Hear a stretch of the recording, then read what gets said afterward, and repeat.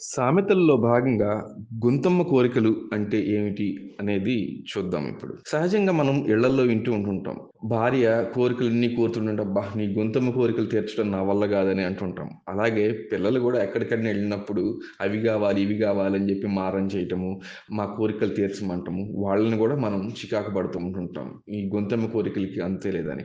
అసలు గొంతమ్మ కోరికలు అంటే ఏమిటి?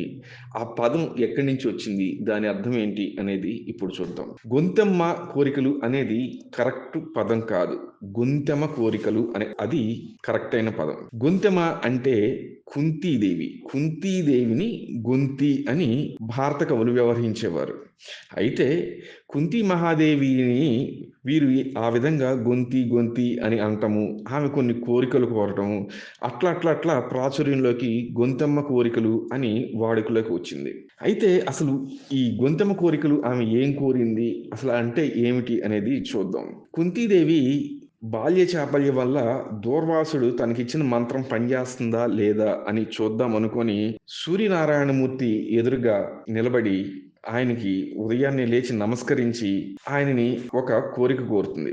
ఆయన ఆ మంత్రానికి ఆకర్షితుడై వరఫలం కోరుకోమంటాడు. దానికి కుంతీదేవి కర్ణుడికి జన్మనిస్తుంది.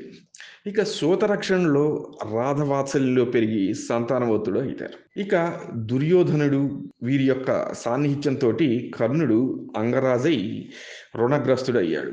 ఇక వారి సాన్నిహిత్యంలో పాండవుల పైన ముఖ్యంగా అర్జునుడి పైన వైరం పెంచుకొని అతని కంటే తాను మేటి అని నిరూపించుకోవాలి అనుకుంటాడు. ఇక అక్కడి నుంచి ఈ భారత యుద్ధం ఏ విధంగా మొదలైంది ఏమిటి అనేది అందరికీ తెలిసిందే. అయితే ఆ యుద్ధం అనివార్యమైనప్పుడు కుంతీదేవి కర్ణుడి దగ్గరికి వెళ్ళి పాండవులతో కలిసి ఉండమని, కౌరవులతోటి వద్దని, అందరి తల్లుల మాదిరిగానే తన బిడ్డలందరూ క్షేమంగా ఉండాలని కోరుకుంటుంది కుంతీదేవి. కర్ణుడు తన సేవా ధర్మాన్ని అలాగే తన యొక్క స్నేహితుడికి ఇచ్చిన మాటను నేను నిర్వర్తించుకుంటాను అని కుంతీదేవితోటి చెప్తాడు. అయితే కుంతీదేవి కర్ణుడికి పాండవులను చంపవద్దని కోరుకుంటుంది.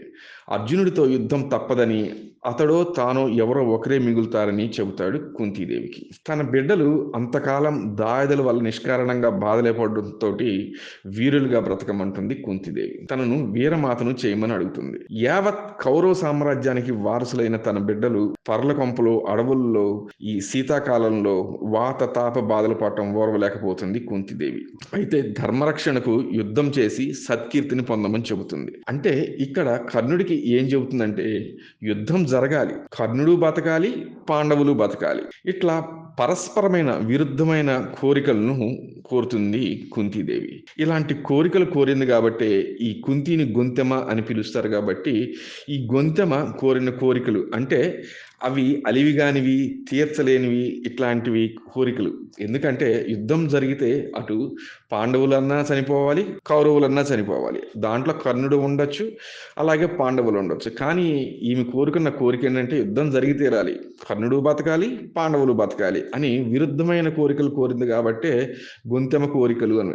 అవి రాను రాను గొంతెమ్మ కోరికలుగా పిలవటం జరుగుతూ ఉంది.